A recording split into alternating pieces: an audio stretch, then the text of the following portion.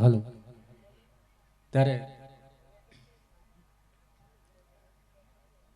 કાર્યક્રમની શરૂઆતમાં જ આ પરગણું આમ તો થોડુંક અજાણ્યું પડે અમારે, કેમ કે છેક સુરેન્દ્રનગર જિલ્લો ત્યાંથી અહીંયા આવવાનું. આ બાજુ આમ તો બહુ ઓછા પ્રોગ્રામ હોય છે અમારે, પણ આ બાજુ આવી એટલે થોડુંક બાર ગાવે બોલી બદલે તરવર બદલે શાખા, થોડુંક હાલો એટલે બદલાઈ જાય. પણ બધાય ભાવથી જે બેઠા છો અને અહીંયા એક જ સરસ મજાની જાહેરાત આવી છે. જેમ હમણાં વાત કરી કે જેને રાષ્ટ્ર માટે પ્રેમ હોય, જેને દેશ માટે પ્રેમ હોય, એવી જ રીતે જનની જણ તો ભગત જણ કા દાતાર કા સૂર, જનની જણ તો ભગત જણ કા દાતાર કા સૂર, નતર રેજે વાંજણી તારું મત ગુમાવીશ નૂર. એક રાષ્ટ્રનો પ્રેમ હોય, એક દેશ હિતનો પ્રેમ હોય, કુટુંબ પ્રત્યેનો પ્રેમ હોય, ગામ પ્રત્યેનો પ્રેમ હોય, અને એમાંથી એક પ્રેમ સમાજ પ્રત્યેનો પ્રેમ. સાહેબ એ બહુ મોટી વાત છે. અને એવા જ ગામ ભોજપરા, અને ગામ ભોજપરામાં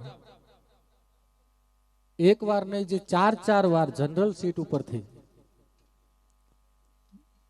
જે પોતે સરપંચની પદવી મેળવે, જનરલમાં પાછું જીતવાનું, અને એક વાર નહીં ચાર વાર સાહેબ.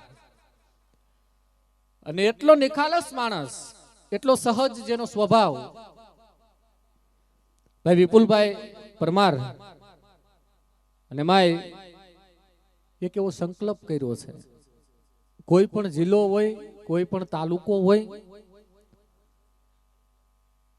અને ગમે ત્યાં બાબા સાહેબના સ્ટેચ્યુની જરૂર પડે એટલે વિપુલભાઈ પરમારને મળવું પડે. સાહેબ એટલે એટલી જગ્યાએ એને અર્પણ કરી છે. તાળીના આમ હાવ ટાઢા નો બેહતા, તમે ક્યાં રોશો એ તો જોવો. અહીંયા ક્યારે હું આવી જાય એનું કઈ નક્કી ન હોય. અહીંયા રણસિંગા વાગે હુતા જાગે, કાયર ભાગે કામ પડે. આજ રણસિંગા વાગે હુતા જાગે, કાયર ભાગે કામ પડે. ધગતી ધરતી ફોજું ફરતી વિનાહ કરતી, તેગ વળે મર ધોની હારે, ઓલા ધ્રુજે જાકે ને ધૂડું ફાકે, તોય લડે ને રણ મે દાને લડી મરે ન્યા મર્દ કહુંબલ રંગ ચડે. આવા બધા આમ મર્દ માણા બેઠા છે, એટલે આમ ટાઢું હાવ નહીં મેળાવે વિપુલભાઈ. હાવ આમ એમ મજા નહીં આવે એમ.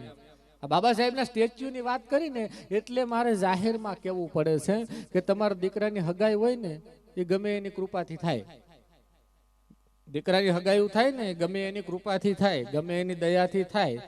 પણ ખુલ્લે આમ ઘોડા ઉપર વરઘોડો કાઢો નહીં તો આપણા બાપના પ્રતાપે જ નીકળે છે. હો સાહેબ, એમાં મીનમેક હોય નહીં. આ જાહેરમાં કેવી છે એટલે હાવ ટાઢા નો સાહેબ. જેના કપાળમાં કલંક લખ્યું હોય, અને સાહેબ એક એવો મહાન વિભૂતિ ઉભો થાય, 5,500 વર્ષનું કામ સાહેબ 55 વર્ષમાં કરીને વિયો જાય, અને કપાળમાં કલંક લખ્યું હોય ને કલંકને કાઢીને સાહેબ તમારા કપાળમાં કલેક્ટર લખી નાખે, IPS લખી નાખે, PSI લખી નાખે. સાહેબ એ ડોક્ટર BR આંબેડકરની વાત આવે એટલે પડકારો મોળો હોવો જ ન જોઈએ. ભલા માણા જાહેરમાં કેવી થી પડકારો મોળો હોય જ નહીં. અને આમ નહીં, કોઈને વધાવો તો એવી રીતે વધાવો.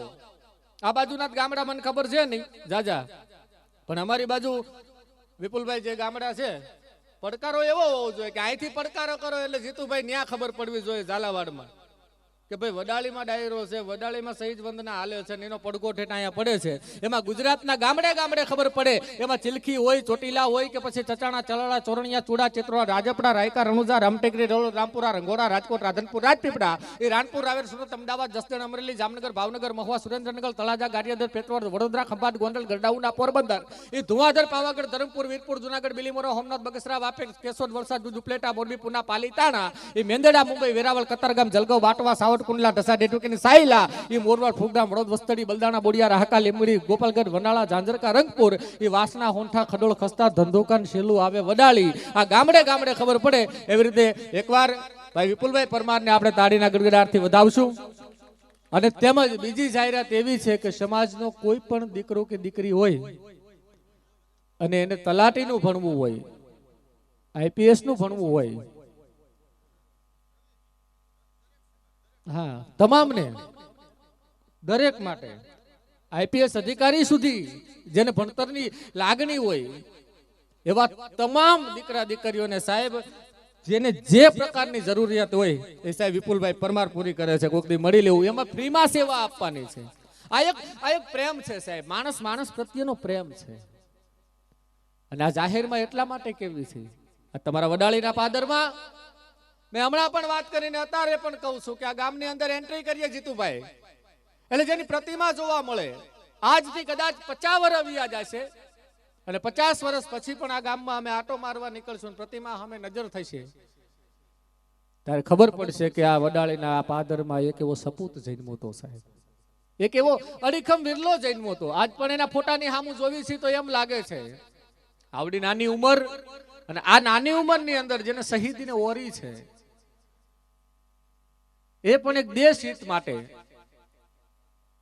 અને એના ચહેરો જોવી તો એવો લાગે છે કે જે આવડી નાની ઉંમર, ચહેરો ગુલાબ છાપ જોઈએ ભાઈ, છે ને ચહેરો ગુલાબ છાપ જોઈએ, જીવતર છે ને ખુલ્લી કિતાબ જોઈએ, ચહેરો ગુલાબ છાપ જોઈએ, જીવન ખુલ્લી કિતાબ જોઈએ, ખાવા મળે ભલે ચણા પણ સિંહ જેવો રૂબાબ જોઈએ, ભલા માણા ખાવા મળે ભલે ચણા પણ સિંહ જેવો રૂબાબ જોઈએ. એવો જે રૂબાબ રાખી શકે ને એ જ આવા કાર્યમાં સાથ અને સહકાર આપી શકે સાહેબ, બીજાની કોઈ આ છે જ નહીં. અને ત્રીજી વાત કે અહીંયા 1 રૂપિયાથી માંડી 1 લાખ રૂપિયાથી માંડી 1 કરોડ રૂપિયા આવે, એક પણ કલાકાર 10ની નોટ હારે બાંધીને જવાનું નથી. એટલે મન મૂકીને તમને જ્યાં મજા આવે અહીંયા મન મૂકીને વરહવતા રહેવું, એટલે બધાને મજા આવે. કોઈ ગાતા હોય, કોઈ બોલતા હોય, કોઈ વગાડતા હોય, જેની ઉપર મોજ આવે એની ઉપર અહીંયા વરહવતા રહેજો. આ ગોળ તમામ અહીંયા મૂકીને જવાનું છે, અહીંયા કોઈ હારે લઈને જવાનું નથી. અને આવી જ્યારે વાત આવે છે, આ શહીદીની વાત આવે છે, આ વીરતાની જ્યારે વાત આવે છે, મેં હમણાં પણ કીધું હતું કે એ દોયડા હજી અમને તમને ભળાતા નથી, એ દોર્યું હજી અમને તમને દેખાતી નથી સાહેબ. આ વ્યક્તિ તો તમે જોવો, ખાલી શહીદીનું નામ આવે એટલે વીરસિંહ ઉધમસિંહને યાદ કરવો પડે સાહેબ. એક એવો માણસ, એવો વ્યક્તિ, ઉધમસિંહનું નામ લઈએ તો આમ શરીરમાં વાઇબ્રેશન આવે સાહેબ, એવો વ્યક્તિ. આર્મી ધાંગધ્રા સ્ટેટમાં કદાચ કોઈ નામ સાંભળ્યું હશે, અજીતસિંહ કરીને, સર અજીતસિંહ, અમારો ધાંગધ્રાના રાજા, ધાંગધ્રા સ્ટેટ, રાજકોટની રાજકુમાર કોલેજ, અને સાહેબ રાજકુમાર કોલેજમાંથી ભણીને બહાર નીકળ્યા ને પછી સર અજીતસિંહે કોઈ દી હાદા લુગડા નથી પહેર્યા. જ્યાં સુધી જીવા ત્યાં સુધી આર્મીના કપડામાં જીવા છે, કોઈ દી સાદા કપડા નથી પહેર્યા, આર્મીના વેશમાં જ. એટલે વારે વારે એવા લોકોને, અને શહીદી એટલે ખાલી એવું નથી આપણે સરહદ ઉપર લડીએ તો શહીદી, એ તો વાત બરાબર છે, પણ જાહેરમાં કહેવાનું મન થાય છે ભલામણા કે ધોળકાની બાજુમાં રનોડાનું પાદર છે, રનોડાના પાદરની અંદર સાહેબ એક મેઘમાયો, વીર મેઘમાયો સાહેબ, એમ કહેવાય કે દલિત સમાજનો દીકરો પાટણની અંદર જઈ અને સહસ્ત્રલિંગમાં સાહેબ ઈ તળાવની અંદર પોતાનું લોહી રેડે અને પાટણના તળાવમાં પાણી પેદા થાય, એને પણ સમાજ માટે શહીદી ઓરી કહેવાય સાહેબ, એને પણ સમાજ માટે શહીદી ઓરી છે. આ એક બલિદાન છે, એની ક્યાં વાત કરો સાહેબ. આ ઘોઘાવદરના પાદરની અંદર આંબલિયું અપાર, જેનો ઘાટ ઘોઘાવદર જેવો નહીં, મોરલા કરે મલ્હાર, દેરી માથે દાફડા, આંબલી તુકા અણહરી, પૂછું તને વનરાય, હવે જુગ જાતા નહીં જડે, ઓલો જીવન સખો મહેમાન સાહેબ. દાસી જીવનને એમ કહેવાય કે ખબર પડે, અને તેદી પરબની વાવમાં જઈ જ્યાં પાણી પેદા નહોતું થતું, ત્યાં રામસાગર લઈને બેહી જાય ને 2 ભજન રામસાગરના તાલે ગાય, ત્યાં તો પરબની વાવમાંથી પાણીના હેરડા ફૂટે. ભલા માણા, આ પણ એક બલિદાન છે. આ ઘટના તમને બીજે નહીં જોવા મળે સાહેબ. આ વાતો એટલા માટે કરીએ છીએ. હજી હમણાં 20 તારીખે ગઈ, આ 20 તારીખ ગઈ સાહેબ, સવારમાં ઉઠીને પાણીના માટલામાં ખાલી એમ કહેવાય ગ્લાસ નાખ્યો, ફ્રીજનું ઢાંકણું ખોલીને પાણીની બોટલ કાઢી, અને 20 માર્ચે ખાલી પાણીની બોટલ સામું જોયું ને તો એમ થઈ ગયું કે ઓહો હો, આ 20 રૂપિયાનું પાણી 5 લીટરનો જગ આવે છે, અને આ 20 રૂપિયાના પાણી હાટું થઈને મારા બાપને મહાડ તળાવનો સત્યાગ્રહ કરવો પડ્યો. તો ભલામાના વિચાર તો કરો. ત્યારે તો આપણે પાણી ભેળા થયા હતા. ડોક્ટર BR આંબેડકરે સાહેબ મહાડ તળાવનો સત્યાગ્રહ કર્યો, ત્યારે આપણે પાણી ભેળા થયા હતા સાહેબ. આ બલિદાન નહીં તો બીજું શું ગણવાનું આને. આ એક રાષ્ટ્ર પ્રેમ નહીં તો બીજું શું ગણવાનું સાહેબ?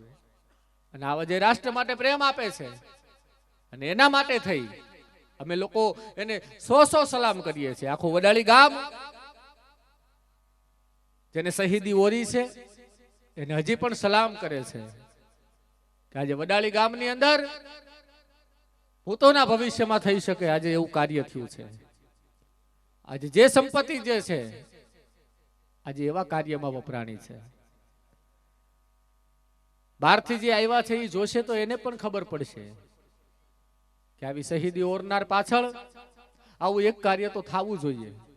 અને જેની પાછળ આવા કાર્ય થાય છે